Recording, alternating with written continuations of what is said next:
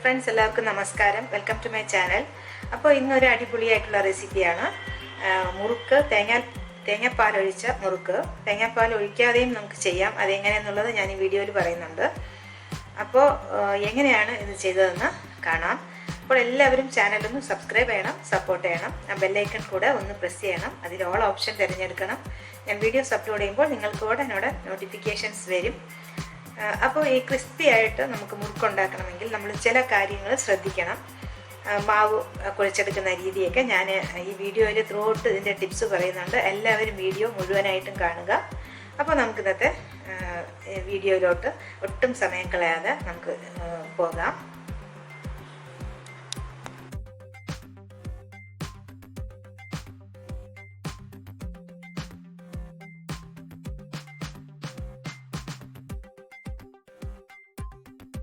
ഇപ്പോൾ ഉഴുന്ന് നമുക്ക് കളർ ഒട്ടും മാറിപ്പോകാതെ വറുത്തെടുക്കണം.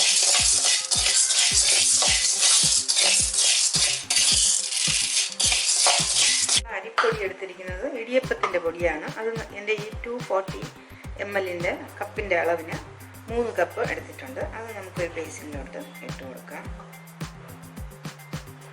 ഇതുപോലെ സെയിം കപ്പിൽ 1 കപ്പ് ഉഴുന്ന് വറുത്ത് പൊടിച്ച് എടുത്തതാണ്. പൊടിച്ച് അരിച്ചെടുത്തപ്പോഴത്തേക്കും അതും 1 കപ്പ് തന്നെ ഉണ്ടായിരുന്നു. ഒരല്പം തരികൾ വന്നത് കളഞ്ഞു. അതുകൂടെ നമുക്കിവിടെ ചേർത്ത് കൊടുക്കാം.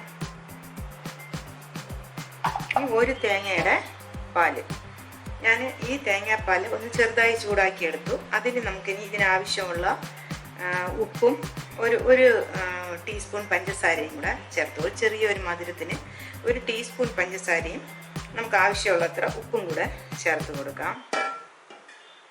നമുക്ക് മാവ് കുഴയ്ക്കാൻ തുടങ്ങാം. ഇപ്പോൾ പച്ചരിപ്പൊടിയും ഉഴുന്നുപൊടിയും ചേർത്ത് കൊടുത്തു.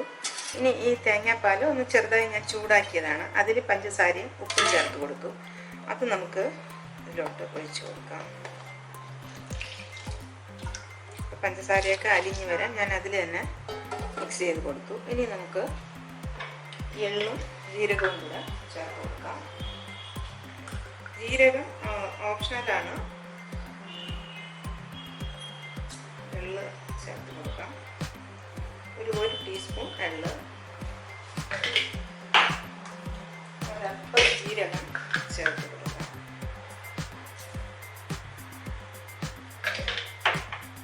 ഇനി ഇത് നന്നായിട്ട് നമുക്കൊന്ന് മിക്സ് ചെയ്യാം.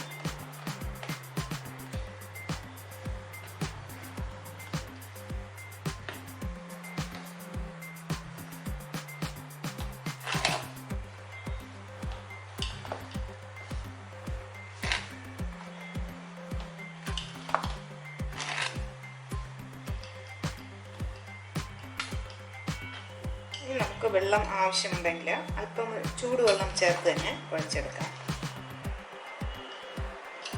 ഇപ്പോൾ ചൂടുവെള്ളം ചേർത്ത് കൊടുക്കുമ്പോൾ നമ്മൾ ഇതിങ്ങനെ പിഴിഞ്ഞൊഴിക്കുമ്പോൾ മുറിഞ്ഞ് പോകാതിരിക്കാൻ വേണ്ടിയാണ് അങ്ങനെ ചെയ്യുന്നത്.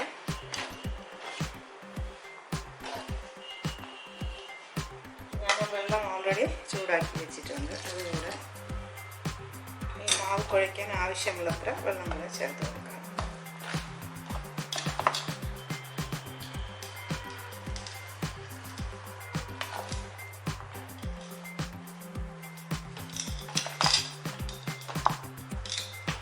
നമുക്ക് ഉപ്പൊക്കെ പാകത്തിന് ഉണ്ടോ എന്നുള്ളത് ഇപ്പം ചെക്ക് ചെയ്യാം.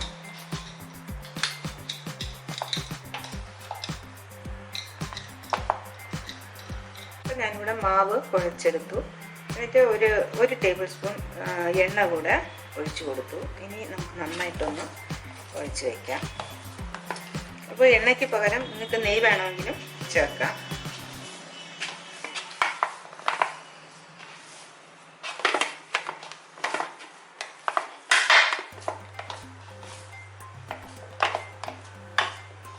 നല്ലപോലെ മിക്സ് ചെയ്തതിന് ശേഷം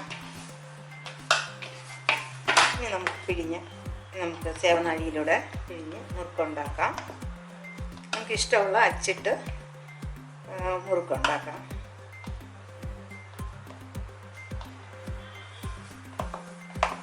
മാവിപ്പോൾ ഈ കട്ടിയിലാണ് ഞാൻ കുഴച്ചെടുത്തത്. മാവ് നല്ല സോഫ്റ്റായിട്ട് കുറേ സമയം നമ്മൾ നന്നായിട്ട് ചപ്പാത്തിക്ക് മാവ് കുഴയ്ക്കും പോലെ ഇങ്ങനെ ചെയ്തെടുത്തു കഴിഞ്ഞാൽ മുറുക്കിന് നല്ല ഒരു സോഫ്റ്റ്നെസ് കിട്ടും, ഹാർഡായിരിക്കില്ല മുറുക്ക്. അപ്പം നമുക്ക് നന്നായിട്ടൊന്ന് പ്രസ് ചെയ്ത് കുഴച്ചെടുക്കാം. നമുക്കിതുപോലെ ചെറിയ ബട്ടർ പേപ്പർ ചെറിയ പീസുകളായി മുറിച്ചിട്ട് അല്ലെങ്കിൽ പ്ലാസ്റ്റിക് ഷീറ്റുകൾ അതിൽ നമുക്കിത് സേവനാഴിയിലെടുത്തിട്ട് പിഴിഞ്ഞെടുക്കാം. നമുക്ക് ആവശ്യമുള്ളത്ര സൈസിന് എടുക്കാം.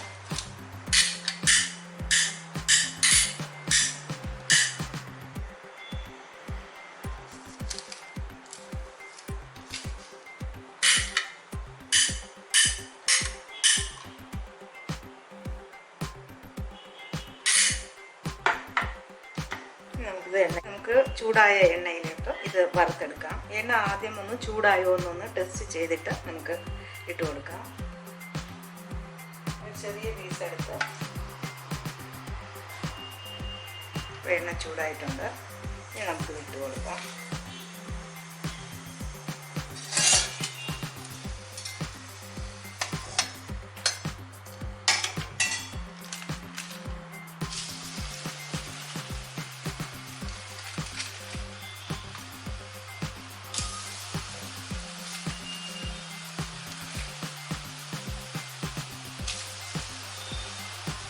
അതുപോലെ നമ്മൾ തേങ്ങാപ്പാൽ നമുക്ക് പിഴിഞ്ഞെടുക്കാനൊക്കെ ബുദ്ധിമുട്ട് എന്നുണ്ടെങ്കിൽ നമ്മൾ തേങ്ങാപ്പാലിന് പകരം സാധാരണ വെള്ളം ചേർത്ത് തന്നെ ഉണ്ടാക്കിയാൽ മതി. ചെറു ചൂടുവെള്ളം ഉപയോഗിക്കുകയാണെങ്കിൽ നമുക്ക് ഈ സ്മൂത്തായിട്ടുള്ള ഒരു മാവ് കിട്ടും. അപ്പോൾ നമ്മളിങ്ങനെ പിഴിഞ്ഞൊഴിക്കുമ്പോൾ മുറിഞ്ഞു വീഴുന്ന ആ ഒരു ഇതില്ലാതിരിക്കും. അങ്ങനെ മാവ് നല്ല സ്മൂത്തായിട്ട് കിട്ടിയില്ലെങ്കിൽ നമ്മളിങ്ങനെ സേവനാഴിയിൽ പിഴിഞ്ഞു കൊടുക്കുമ്പോൾ അത് മുറിഞ്ഞു വീഴും.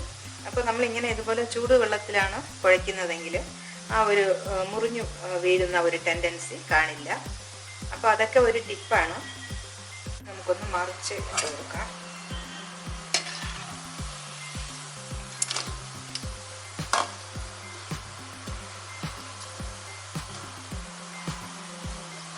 ഈ എണ്ണയുടെ ചൂട് നമ്മൾ ഒരു മീഡിയമായിട്ട് വെച്ച് കൊടുക്കണം. തീരെ കുറയാനും പാടില്ല, തീരെ കൂടാനും പാടില്ല. ഒരുപാട് കൂടിയായാൽ എണ്ണ കരിഞ്ഞു പോകും. അതുകൊണ്ട് നമ്മളെപ്പോഴും അതൊരു ശ്രദ്ധിച്ച് നിൽക്കണം. തീരെ ചൂട് കുറവായിരുന്നാൽ നന്നായിട്ട് വേകാതെ ഒരുമാതിരി കല്ലിച്ചങ്ങനെ പോകും. അതുകൊണ്ട് അത് ശ്രദ്ധിച്ച് ചൂട് നമ്മളെപ്പോഴും അഡ്ജസ്റ്റ് ചെയ്ത് കൊടുക്കണം. അപ്പോൾ നമുക്കിത് റെഡിയായിട്ടുണ്ട്. ഓരോരു പാത്രത്തിൽ ടിഷ്യൂ വെച്ചിട്ട് നമുക്ക് ഇതെടുത്ത് വയ്ക്കാം. നമ്മുടെ മുറുക്ക് നല്ല ക്രിസ്പിയായി വന്നിട്ടുണ്ട്. പൊട്ടിക്കുമ്പോൾ തന്നെ ഇങ്ങനെ പെട്ടെന്ന് തന്നെ പൊട്ടിച്ചെടുക്കാൻ പറ്റും. നല്ല ക്രിസ്പിയായി നല്ല ടേസ്റ്റ് ഉണ്ട്. നമ്മൾ ആ തേങ്ങാപ്പാൽ കൂടെ ചേർത്തത് കൊണ്ട് മുറുക്കിന് നല്ലൊരു ടേസ്റ്റാണ്. അപ്പോൾ എല്ലാവരും ഇതുപോലെ ട്രൈ ചെയ്യണം. തേങ്ങാപ്പാൽ എടുക്കാൻ ബുദ്ധിമുട്ടുള്ളവർക്ക് വെറുതെ നമ്മൾ സാധാരണ വെള്ളത്തിൽ കുഴച്ചാലും നല്ല ടേസ്റ്റ് തന്നെയാണ്.